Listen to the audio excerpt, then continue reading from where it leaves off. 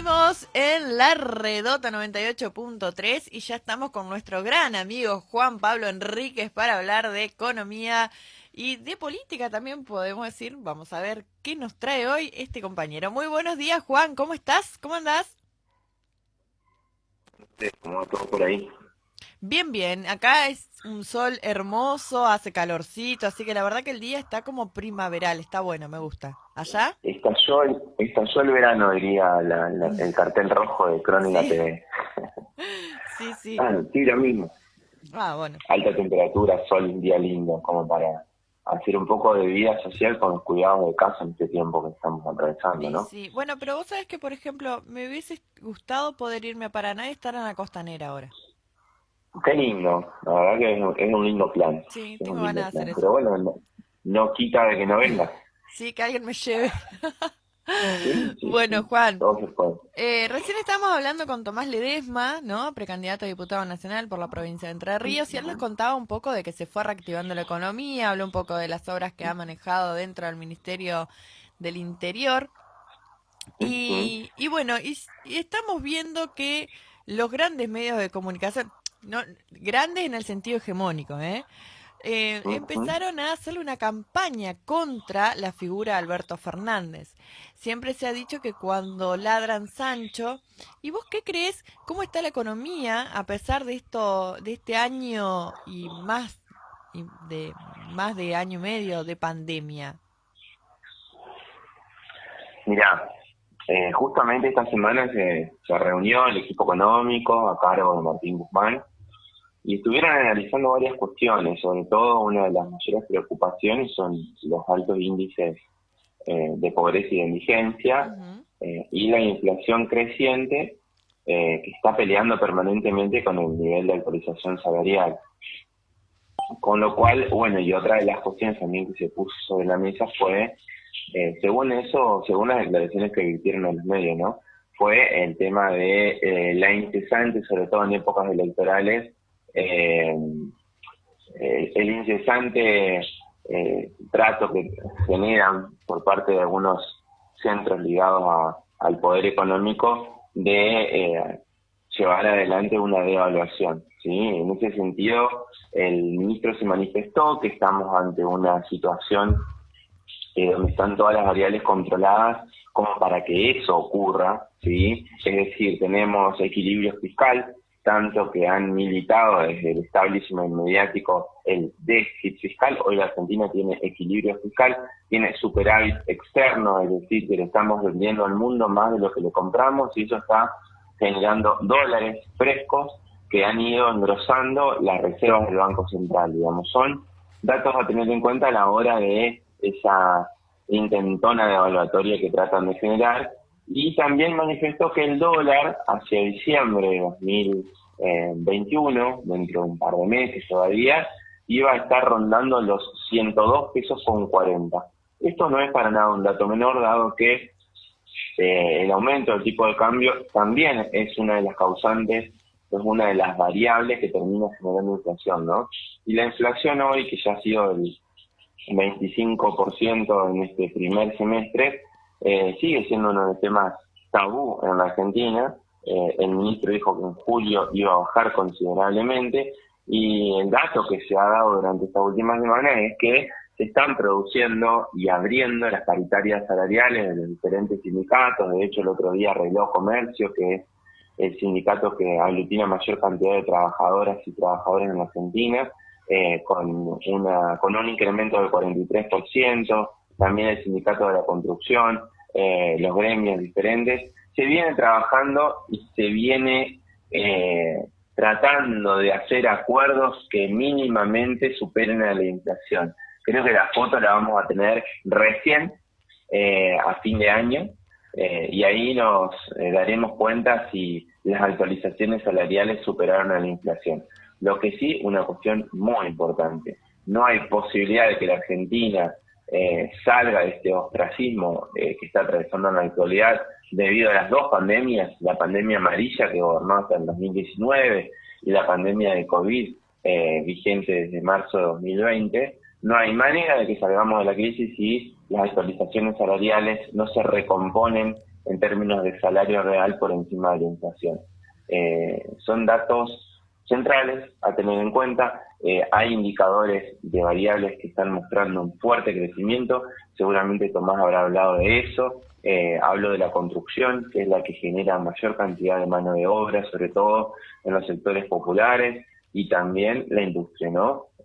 Hay una matriz importantísima dentro de este gobierno. Generalmente un tal Juan Domingo Perón decía que gobernar es crear trabajo, es sostener el trabajo, y bueno, una de las características centrales que ha tenido esta gestión de gobierno es tratar de sostener el nivel de empleo en esta época tan difícil para el mundo, no solamente para la Argentina, y de hecho también esta semana se han creado permanentes acciones que están vinculadas con eso, con sostener el empleo, con sostener el consumo, como por ejemplo el incremento de la hora 12 en planes que van hasta 18 cuotas ahora, 24 cuotas y 30 cuotas, siempre ligadas también a la compra de electrodomésticos, a la adquisición de bienes ligados a la construcción y demás.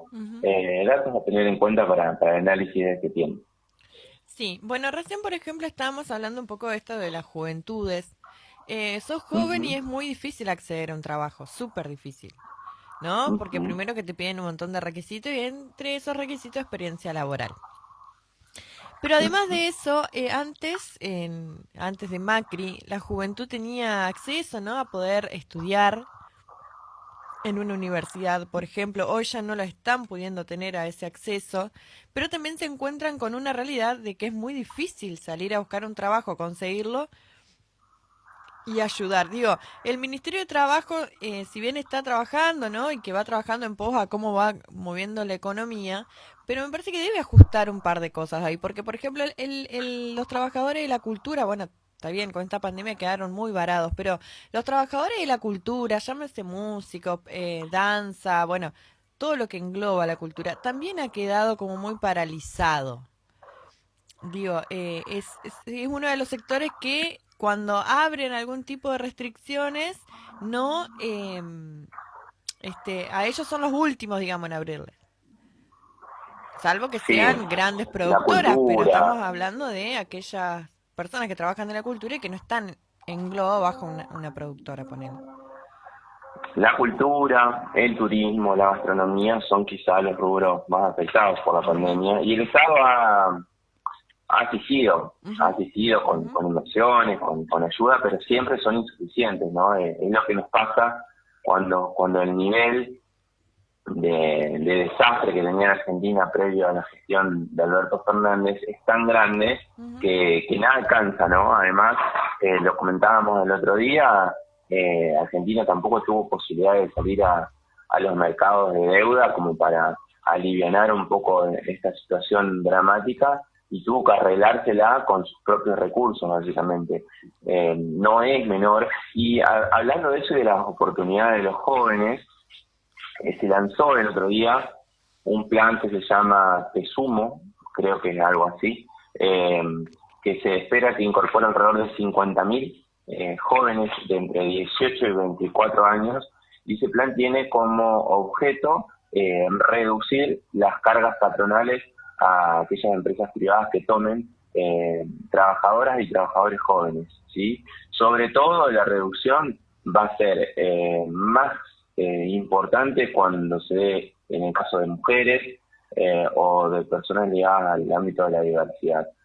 Datos a tener en cuenta tienen que ver con medidas que tienen cierta perspectiva para atender un segmento de la población que viene totalmente dejado de lado en las últimas gestiones, y obviamente que si no tenemos esperanzas y proyectos de vida para los sectores de la juventud, tampoco lo vamos a tener para la patria en general.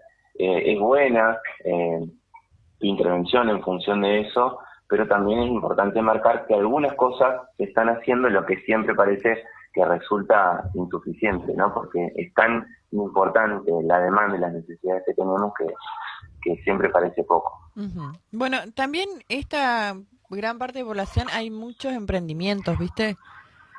Uh-huh. Manejan muchos Hay emprendimientos. muchos. Bueno, en cuanto a los emprendimientos, Yo soy un tanto crítico de eso, no por el espíritu emprendedor de las juventudes, que es una cuestión lógica de su supervivencia, digamos, sino con el contexto que el Estado genera, ¿sí? El emprendedurismo generalmente, y lo dicen varios sociólogos que han estudiado el caso, como es el brasileño Frei Beto, está ligado específicamente a la precarización laboral, ¿sí? Porque el emprendedurismo carece de derechos laborales. Y aquellos que procesamos, y me declaro peronista en este caso, identificamos en esta doctrina de vida que el trabajo tiene que ver con derechos formales, con vacaciones pagas, con la posibilidad de tener obras sociales, con un montón de derechos que se han adquirido a lo largo del tiempo y que debiera, por parte del Estado, generarse los mecanismos necesarios y suficientes para que lo que se denomina trabajo, sin dejar de lado las ideas creativas, ¿no? Obviamente, tenga otro tipo de contención y no estén precarizados a la vera de las cuestiones vinculadas con los contextos macroeconómicos que lamentablemente en el último tiempo en Argentina no son para nada deseables, justamente. Totalmente, Juan. Bueno, Juan Pablo, ¿crees que haya algo más en el tintero? Sí, varias cosas. No sé cuáles son los tiempos, pero quería mencionar, tenemos, pero me gustaría que quería vos nos mencionar y guíes. quiero recomendar Ajá. en este proceso de toma, de resignificación de las conciencias que venimos haciendo siempre. Estoy mirando en una serie en YouTube que se llama Cartoneros. Quizá ustedes o muchos ya lo han visto. Es una serie elaborada en el año 2013 en Argentina. Su productor es Pepe Albistur, el compañero de vida de Victoria Tolosa Paz. Y esa serie marca el ocaso de la crisis que fue el año 2001, ¿no? Cómo gran parte de la población quedó fuera del sistema, cómo algunos, aquellos que manejaban información calificada, lograron salir de toda esa situación y siempre terminaron beneficiándose a costa del padecimiento de gran parte de la población, y cómo se creó en aquel tiempo la cooperativa de cartoneros, que después fue muy conocida. La recomiendo, está en YouTube, pero más que nada, sobre todo, para repensar los modelos de país, ¿no? Porque lo que está en juego nuevamente ahora, en las elecciones del 12 de septiembre, es qué modelo de país apuntamos. Un modelo que trate de atender las necesidades de los sectores populares, que tenga una vinculación con procesos de desendeudamiento y alcance de mayores niveles de independencia, y que trate de tomar registro de aquellos sectores de la población que la están pasando mal siempre, o un modelo que sea netamente financiero, que venga a engordar los bolsillos de quienes concentran la economía a lo largo de nuestra historia. Las variables y las posturas son bien marcadas. Seguramente en el camino hay muchísimos errores que corregir, pero la población debería estar alerta de este tipo de cuestiones. A lo que voy también con esto es que hay muchísimas juventudes que no atravesaron aquel tiempo y que no han logrado por ahí generar niveles de conciencia que permitan determinar lo grave que fue para la Argentina aquella época en la cual pudimos revertir gracias al advenimiento de la política y de un Estado fuerte a partir de 2003, ¿no? Eso también se marca en la serie, y no deja de ser una ficción que colabora en ese proceso de toma de conciencia que tiene que tener la ciudadanía a lo largo del tiempo. Y para cerrar, por último, también vos marcabas el asedio permanente de los medios hegemónicos con la gestión de Alberto Fernández, ¿no? Sobre todo por las visitas a la Quinta de Olivos y demás. Fíjense cómo ellos, como no pueden dar una discusión desde el plano económico, porque la gestión vinculada con Mauricio Macri fue paupérrima, tratan de generar siempre diferentes operetas para desgastar la figura presidencial y sobre todo desgastar también lo que tiene que ver con el acuerdo de diferentes posturas políticas que se alcanzó para conformar el Frente de Todos en el año 2019. La gran, aunque a algunos nos cueste a veces sostenerlo, pero la gran virtud de este proyecto político que gobierna justamente es la unidad en esa diversidad, porque el enemigo tiene muchísima fuerza muchísima potencia, una gran capacidad de lobby y una gran capacidad de daño. Tenemos que siempre, a la hora de evaluar las consecuencias, analizar específicamente cuáles son los motivos que nos llevaron a este lugar, cuáles son las consecuencias y quizá nos separamos y esto concluye en una diferencia insoslayable entre quienes integran el Frente de Todos. Totalmente, Juan. Bueno, ayer vi un ratito al hijo de Mauro Viale, Jonathan Viale. Bueno, porque viste Qué que lindo momento que pasaste. La Nación tiene canal, yo no sabía, bueno, lo vi un ratito. Está, ¿Y sabés quién es obviamente, ese canal? ¿Tiene un canal? Sí, pero ¿sabés quién es el dueño de ese canal? No. El expresidente de la Nación. Dato.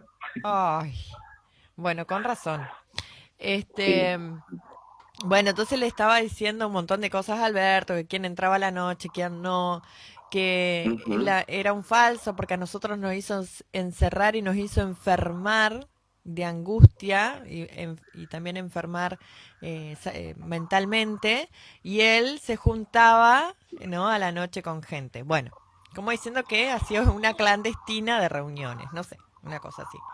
Eh, la cuestión, la cuestión, que yo veía que el relato era constantemente el mismo de Jonathan Viale.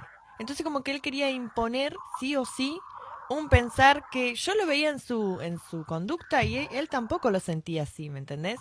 O sea, lo que voy con esto que claramente hay un libreto que le hacen una bajada de línea porque estamos en campaña y porque la campaña mediática que le hicieron a Cristina Fernández de Kirchner con todas las audiencias que ella pasó sola, porque la hemos visto a Cristina hablando frente a los jueces sola y que aún así sola y todo les hizo caer la careta, vuelven a usar la misma forma de persecución política a dirigentes peronistas. Totalmente. Lo que se nota de todo esto es que hay que estar muy bien parado, ¿no? Que ese lugar no es para cualquiera, que ese lugar no es para titubeos. Eh, y para eso sirve la formación política a lo largo de la trayectoria, ¿no? Ujú. Sabiendo siempre que nunca se puede ser condescendiente con los sectores del poder, porque si vos no gobernás en función de sus intereses, te van a llevar puesto. No hay manera de generar consensos con aquellos privilegiados de la Argentina que han logrado justamente sus privilegios a costa del hambre del pueblo. No hay manera, hay que irrumpir sobre eso. La política no tiene que ser consenso cuando hay tantos niveles de desigualdad. La política tiene que venir justamente a reparar esas injusticias históricas que la verdad permanecen a lo largo del tiempo y que son quizá uno de los desvelos más importantes que tenemos que tener desde los proyectos populares para tratar de generar mejores calidades de vida para quienes integran esta patria, que debemos gobernar para los casi 50 millones de argentinos y no para un sector Ujú. minúsculo que concentra Totalmente, la riqueza. totalmente. Por ahí debe ser. Bueno, Juan Pablo, muchísimas A gracias. abrazo y buena semana, que pasen lindo y bueno, y que puedan venirte a Paraná entonces, a Sí, sí, disfrutar de la sí. Y Costanera. bueno, no podemos tomar mate, pero nos encontramos aunque sea. Pero no, no, no, este Dale, un fin de abrazo ya no. grande. Capaz que les aviso. Pero sí, hace rato te van a ir a Bueno, la costanera.